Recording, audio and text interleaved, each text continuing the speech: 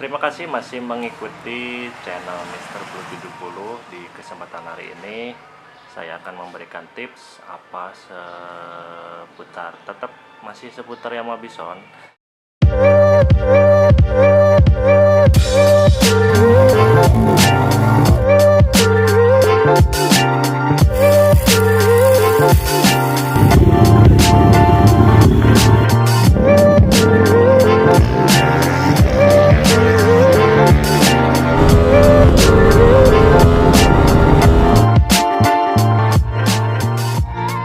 Bison itu sangat unik ya, dan menurut saya itu sangat kalau dibandingkan dengan motor-motor lain. Yang pertama, Yamaha Bison ini dengan suspensi depan as diameternya 41 mili ini cukup nyaman untuk dipakai riding harian, touring maupun trek-trek yang agak bumpy.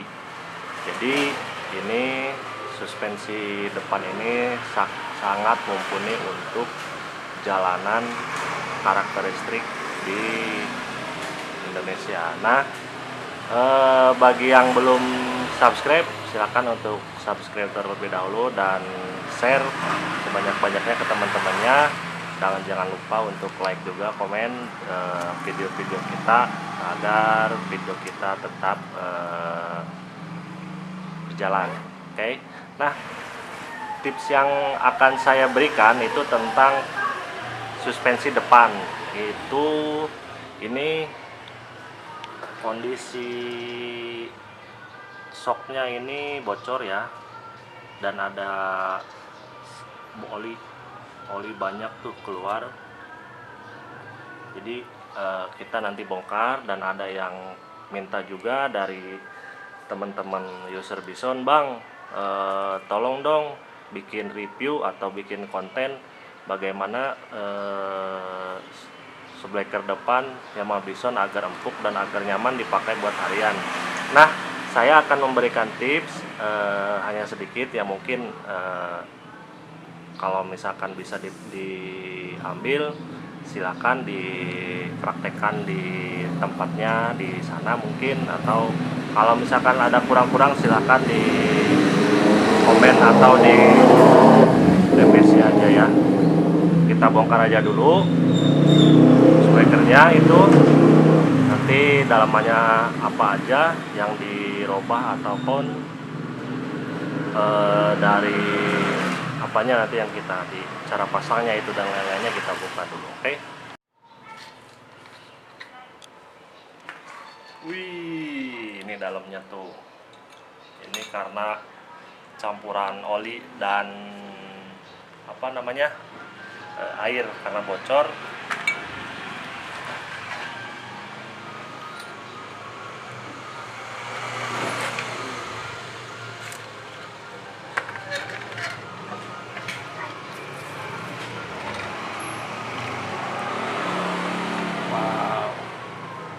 Olinya juga tuh, lihat.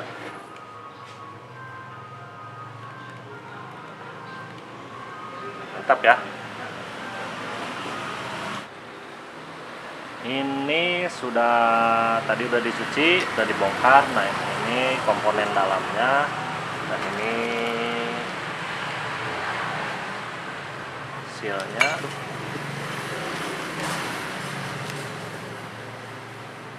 Hasilnya kodenya ini ya, 45P. Ini untuk Yamaha Bison R25, MT25 ini sama aja ya. Terus ini pernya, ini sulingnya, ini spacer untuk pernya, seal debu dan lain-lainnya ini sudah dibongkar. Nah, sekarang ini akan dirakit terlebih dahulu ya. Nanti kita lihat untuk perakitannya.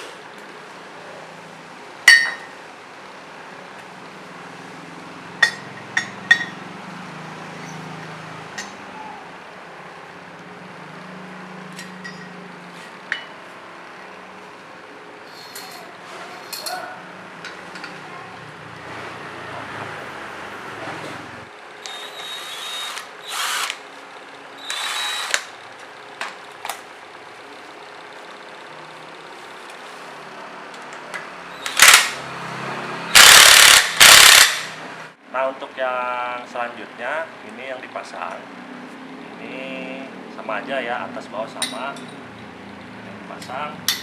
Terus ini ring yang sebesar ini ya, tinggal masuk, dan sealnya. Untuk pemasangan seal ini hati-hati ya, karena kalau salah-salah pasang, karena ini yang namanya karet nanti gampang bocor lagi dan umurnya nggak lama. Jadi ini harus hati-hati. Ini dimasukkan seperti ini. Tinggal dorong sini aja. Untuk selanjutnya, ini kan ada seal bekasnya nih. Jadi ini seal bekasnya ada. Ini jangan dipukul yang baru. Jadi ini untuk cara pemasangannya, sealnya itu ini dikasih oli terlebih dahulu agar agak licin.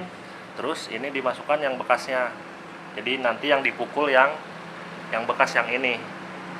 Jadi ini nanti yang bekas, yang baru ini nggak akan rusak gitu. Jadi yang dipukulnya nanti pakai pipa untuk alat masukin sealnya, nanti dipukulnya ini. Jadi yang masih baru ini nggak akan rusak, dan asnya juga nggak akan cacat atau luka ini atau baret gitu. Oke. Untuk olinya memakai jumbo ya, karena yang murah meriah dan cukup bagus juga untuk dipakai harian. Nah, ini memakainya 4 botol atau 2 dus dulu. Kita ukur dulu. Kalau standarnya itu 487 untuk satu tabung subbreakernya. Jadi ini untuk sebenarnya ini kalau takaran oli disesuaikan sama berat badan si pengguna motor Yamaha Bisonnya itu. Kalau misalkan si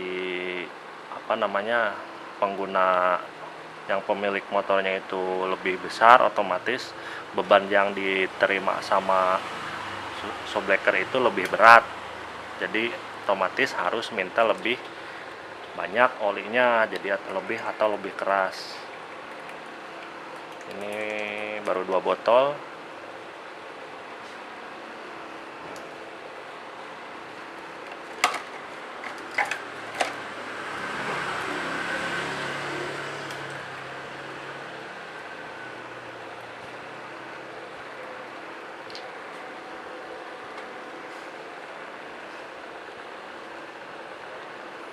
Seratus mili juga kurang ternyata.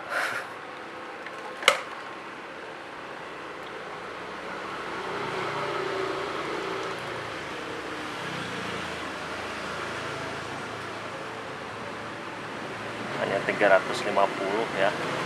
Nanti kita tambahin lagi sehingga ini nyampe 400 mili.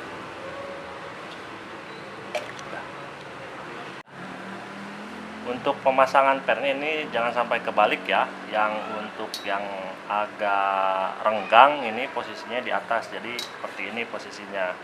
Jadi ini di bawah, ini di atas. Jadi kita tinggal masukkan aja langsung ke sini.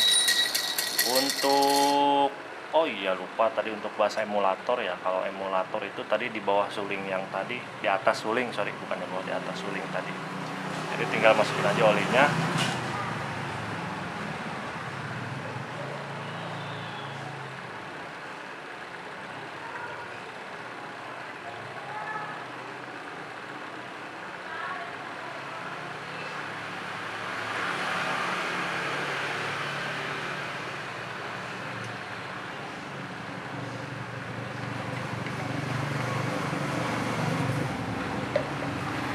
Setelah dimasukkan, ini jangan langsung dipasang.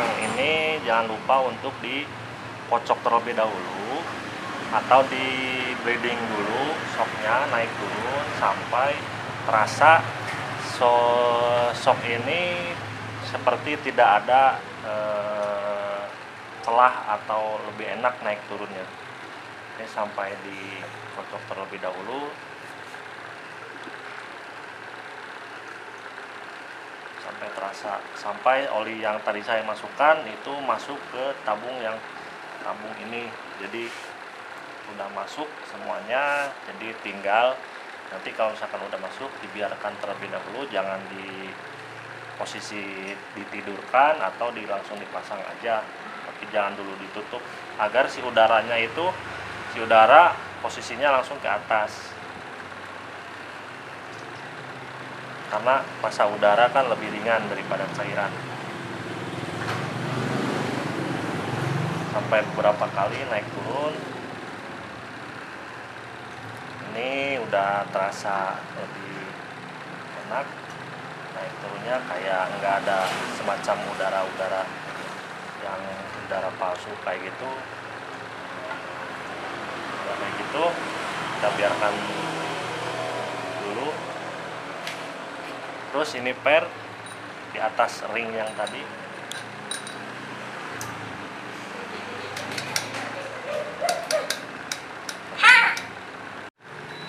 ini udah terpasang seperti ini, dan ini tinggal dicoba.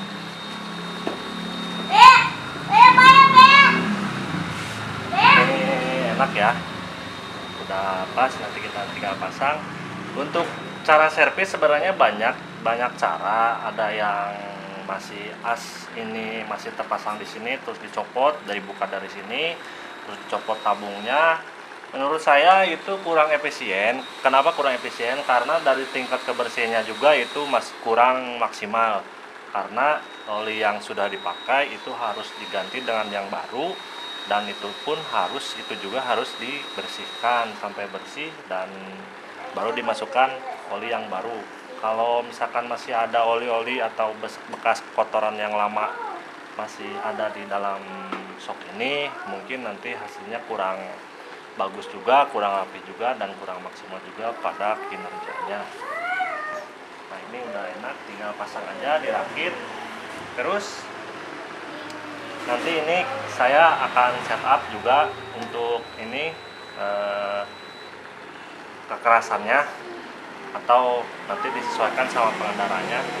Kalau ini mah untuk sekilas aja ya. Kalau untuk standar jarak dari sini ke sini itu untuk standarnya dari sini ke sini itu sekitar 75% sampai 80% itu shock breaker itu naik. Ini sampai 70 sampai 80% ini naik. Kalau misalkan di bawah itu otomatis, kalau misalkan ini terlalu atas, otomatis shock breaker ini kurang keras atau terlalu empuk. Jadi kalau misalkan melebihi dari 80% naik ke sininya, otomatis itu terlalu empuk, dan itu harus ditambah lagi olinya gitu. Ditambah olinya harus sama kanan kirinya. Misalkan ini ditambah 10 ml, kanan juga harus ditambah 10 ml, atau ditambah 20 ml, kanan juga sama harus 20 ml. Jadi begitu.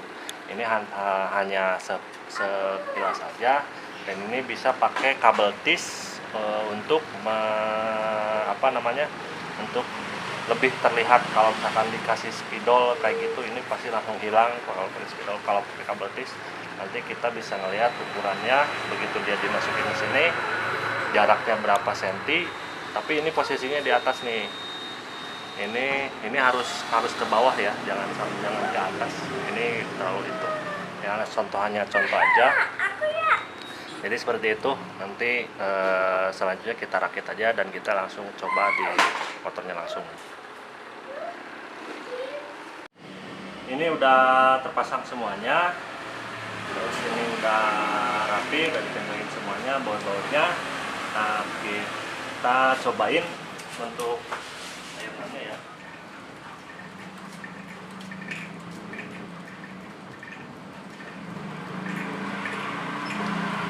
Ini empuk ya, sengaja dibikin empuk karena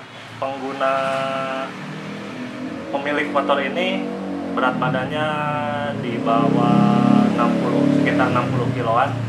Jadi kalau misalkan ini berat badannya di atas 80 atau 90 kilo, pasti nanti saya juga ngasihnya olinya yang lebih banyak, atau lebih pakai yang olinya yang lebih kental, supaya ini ini nanti nggak terlalu ambles kalau misalkan yang pemilik motornya ini berat badannya agak ringan, jadi olinya juga agak dikurangin, jadi sesuaikan sama si pemilik motor. Nah, segitu saja video dari Mr. Blue 70. Untuk next videonya mungkin saya akan berikan tips yang lainnya seputar Yamaha Bison. Apalagi, nah untuk selanjutnya mungkin ada dari teman-teman yang mau ngasih saran untuk review apa, silahkan komen aja, komen di bawah di tiap video. Nanti kita akan usahakan untuk berbagi ilmu, dan mohon maaf juga apabila ada kesalahan. Saya bikin video ini bukan untuk menggurui, tapi untuk memberikan edukasi atau sedikit ilmu yang saya ketahui dari Yamaha Bison ini buat teman-teman pengguna Yamaha Bison. Sekian dulu, oke, terima kasih. Assalamualaikum warahmatullahi wabarakatuh.